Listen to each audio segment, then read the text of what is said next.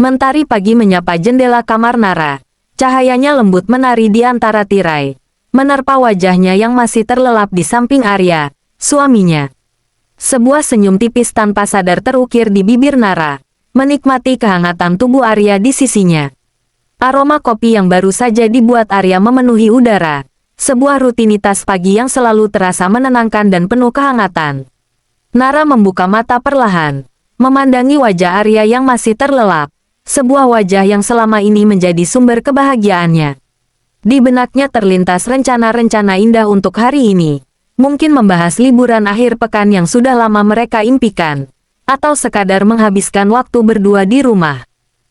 Di dapur, Nara mulai menyiapkan sarapan. Gerakannya ringan dan penuh kebiasaan. Pikirannya sesekali melayang pada Risa, sahabat terbaiknya sejak masa kuliah. Mereka bertiga, Nara, Arya, dan Risa, selalu menjadi sebuah kesatuan yang tak terpisahkan. Kebersamaan mereka terasa seperti sebuah simfoni yang harmonis, saling melengkapi dan mendukung. Nara merasa sangat beruntung memiliki dua orang yang begitu berarti dalam hidupnya. Tak lama kemudian, Arya bergabung dengannya di dapur. Rambutnya sedikit berantakan khas bangun tidur, namun senyumnya tetap mereka saat melihat Nara. Mereka bertukar sapaan lembut. Sebuah ciuman singkat di kening menjadi penanda dimulainya hari.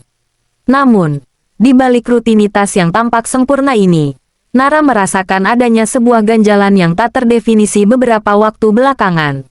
Ada semacam jarak yang perlahan tumbuh antara dirinya dan Arya, seperti kabut tipis yang mulai menghalangi keintiman mereka. Arya menjadi lebih sering menghabiskan waktu di luar rumah dengan alasan pekerjaan yang menumpuk, dan percakapan mereka di penghujung hari terasa lebih singkat dan formal. Nara berusaha untuk tidak terlalu memikirkannya, mencoba meyakinkan diri bahwa ini hanyalah fase sementara dalam kehidupan pernikahan mereka. Siang itu, di tengah kesibukannya merancang sebuah proyek arsitektur di kantornya, getaran ponsel di mejanya menarik perhatian Nara. Sebuah pesan singkat dari Risa. Nada pesannya terasa berbeda dari biasanya. Ada semacam urgensi yang membuat Nara merasa sedikit khawatir. Mereka memang sering bertemu untuk makan siang atau sekadar berbagi cerita. Namun kali ini ada sesuatu yang terasa tidak biasa. Sebuah janji untuk bertemu di kafe dekat kantor Nara saat jam makan siang tertera di layar. Nara menyetujuinya. Namun perasaan tidak enak mulai merayapi hatinya. Firasat buruk yang tak bisa ia abaikan mulai mengganggu konsentrasinya. Saat jam makan siang tiba, Nara bergegas menuju kafe yang dijanjikan. Ia melihat Risa sudah duduk di salah satu sudut ruangan. Wajahnya tampak pucat dan tegang, jauh dari keceriaan yang biasanya selalu terpancar darinya. Nara menghampirinya dengan langkah sedikit ragu. Perasaan cemas semakin mencengkeram dadanya. "Ada apa, Riz? Kamu terlihat tidak sehat," tanya Nara dengan nada khawatir. Risa menarik napas dalam-dalam, mencoba menenangkan diri. Matanya berkaca-kaca, dan tangannya terlihat gemetar saat menggenggam tangan Nara. "Nah, ini sangat sulit untuk kukatakan," ujar Risa dengan suara lirih yang hampir berbisik. Jantung Nara berdebar semakin kencang. Firasat buruknya kini terasa semakin nyata. "Ada apa dengan Arya?" tanya Nara langsung, berusaha memberanikan diri untuk menghadapi kemungkinan terburuk yang terlintas di benaknya. Risa menunduk. Air mata akhirnya tumpah membasahi pipinya. Ia tidak sanggup menatap mata Nara, seolah ada beban berat yang menghimpit dadanya. Aku dan Arya." Risa menggantungkan kalimatnya. Kata-kata itu tercekat di tenggorokannya. Nara terdiam, menunggu kelanjutan kalimat Risa dengan jantung berdebar tak karuan. Ia sudah bisa merasakan arah pembicaraan ini, sebuah kenyataan pahit yang perlahan mulai terkuak. Namun, jauh di lubuk hatinya, ia masih berharap bahwa semua ini hanyalah kesalahpahaman. Kami memiliki hubungan," akhirnya Risa berbisik. Kata-kata itu bagai pisau tajam yang menghujam tepat di jantung Nara. Dunia Nara terasa berhenti berputar. Ia membeku di tempatnya, tak mampu mencerna kata-kata Risa. Pengkhianatan ini terasa terlalu besar, terlalu menyakitkan untuk dipercaya. Sahabat terbaiknya, orang yang selama ini ia anggap seperti saudara sendiri, dan suaminya, lelaki yang ia cintai dengan segenap hatinya, mereka berdua telah mengkhianatinya. Air mata Nara mulai mengalir tanpa bisa ia tahan. Ia merasa seperti terjatuh ke dalam jurang yang dalam dan gelap, tanpa ada pegangan. Ia merasa ditikam dari belakang oleh dua orang yang paling ia percayai di dunia ini. Kepercayaan yang telah ia bangun selama bertahun-tahun hancur berkeping-keping dalam sekejap, meninggalkan luka menganga di hatinya.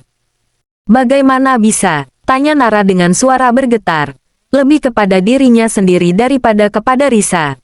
Bagaimana bisa kalian melakukan ini padaku? Kalian tahu betapa aku mempercayai kalian berdua. Risa terisak, mencoba meraih tangan Nara. Namun Nara menarik tangannya dengan kasar. Ia merasa jijik, marah, dan hancur secara bersamaan. Sentuhan Risa yang dulu terasa hangat dan bersahabat kini terasa seperti racun yang menjalar di kulitnya. Aku tidak tahu bagaimana ini dimulai. Nah, semuanya terjadi begitu saja. Ada rasa saling pengertian. Lalu kami terbawa suasana. Jelas Risa dengan suara penuh penyesalan. Namun bagi Nara, kata-kata itu terdengar seperti alasan yang dibuat-buat untuk menutupi sebuah pengkhianatan yang mendalam. Saling pengertian. Nara tertawa sinis di tengah air matanya. Apakah kamu menyebut pengkhianatan ini sebagai saling pengertian? Kamu tahu betapa aku mencintai Arya. Betapa aku mempercayaimu sebagai sahabatku. Aku tahu. Nah, aku sangat menyesal. Aku tidak pantas menjadi sahabatmu. Sahabat. Nara menggelengkan kepalanya dengan getir. Seorang sahabat tidak akan pernah melakukan ini pada sahabatnya sendiri. Kamu bukan sahabatku lagi, Risa. Kamu adalah orang yang telah menghancurkan hidupku. Nara bangkit dari duduknya dengan langkah gontai, meninggalkan Risa yang terisak di meja kafe. Ia berjalan keluar tanpa arah yang jelas. Pikirannya kosong, hatinya hancur berkeping-keping. Pengkhianatan ini terasa terlalu berat untuk dihadapi saat ini. Ia membutuhkan waktu untuk sendiri, untuk mencoba mencerna kenyataan pahit yang baru saja terungkap. Setiap langkahnya terasa berat, seolah beban pengkhianatan itu ikut ia pikul. Malam harinya, Nara kembali ke rumah dengan mata sembab dan hati yang terasa seperti diremas. Arya sudah menunggunya di ruang tamu, duduk dengan gelisah di sofa. Wajahnya tampak pucat dan cemas. Ia tahu Nara sudah mengetahui segalanya. Keheningan yang mencekam menyelimuti ruangan. Hanya suara isak tertahan Nara yang terdengar pilu. Nah, aku bisa jelaskan semuanya. Ujar Arya mencoba mendekat. Namun Nara mundur selangkah, menjaga jarak antara mereka. Nara menatapnya dengan tatapan dingin dan kosong. Tak ada lagi kehangatan atau cinta di matanya. Jelaskan apa lagi, Arya? Semuanya sudah jelas. Kamu mengkhianatiku. Kamu mengkhianati pernikahan kita. Kamu mengkhianati kepercayaanku yang begitu besar padamu. Aku tahu aku salah. Nah, aku hilaf. Aku tidak tahu bagaimana ini bisa terjadi. Ini semua di luar kendaliku. Hilaf. Nara mengulang kata itu dengan nada sinis yang menusuk. Apakah kamu pikir perselingkuhan dengan sahabat istrimu bisa disebut hilaf? Kamu bermain di belakangku dengan orang yang paling dekat denganku. Orang yang selalu ada di setiap suka dan duka dalam hidupku. Air mata Nara kembali menetes. Kali ini bercampur dengan amarah yang membakar hatinya. Ia tidak bisa lagi menahan rasa sakit dan kecewa yang memuncak dalam dirinya. Aku mencintaimu. Nah, sungguh, ini adalah kesalahan terbesar dalam hidupku. Ucap Arya dengan suara putus asa. Mencoba meraih tangan Nara. Namun Nara menepisnya dengan kasar. Cinta. Nara tertawa getir. Air matanya terus mengalir. Jika kamu mencintaiku, kamu tidak akan pernah melakukan ini padaku. Cintamu palsu, Arya. Sama palsunya dengan persahabatan Risa. Kalian berdua telah menghancurkan hidupku. Nara berbalik dan berjalan menuju kamar tidur. Dengan tangan gemetar, ia mulai mengemasi pakaiannya ke dalam koper. Setiap helai pakaian yang ia lipat terasa seperti simbol dari kenangan indah yang kini terasa pahit dan menyakitkan. Arya hanya bisa melihatnya dari ambang pintu. Tak berani mendekat. Raut wajahnya menunjukkan penyesalan yang mendalam namun terasa percuma bagi Nara. Kamu mau kemana? Nah, tanya Arya lirih. Suaranya hampir tak terdengar. Aku pergi. Jawab Nara tanpa menoleh. Suaranya datar dan tanpa emosi. Aku tidak bisa tinggal di sini lagi. Rumah ini penuh dengan kebohongan dan pengkhianatan. Aku butuh waktu untuk sendiri, untuk mencoba menyembuhkan luka yang kalian berikan. Jangan pergi. Nah, beri aku kesempatan untuk memperbaiki semuanya. Aku janji akan melakukan apapun agar kamu bisa memaafkanku.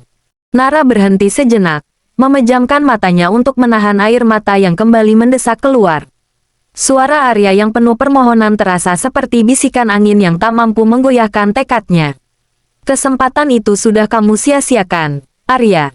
Kamu menghancurkan segalanya. Aku tidak tahu apakah aku bisa mempercayaimu lagi. Mungkin kita memang tidak ditakdirkan untuk bersama. Dengan langkah berat, Nara menarik kopernya keluar dari kamar, meninggalkan Arya berdiri terpaku di ruang tamu, diliputi penyesalan yang mendalam. Ia tahu, ini adalah akhir dari sebuah babak dalam hidupnya.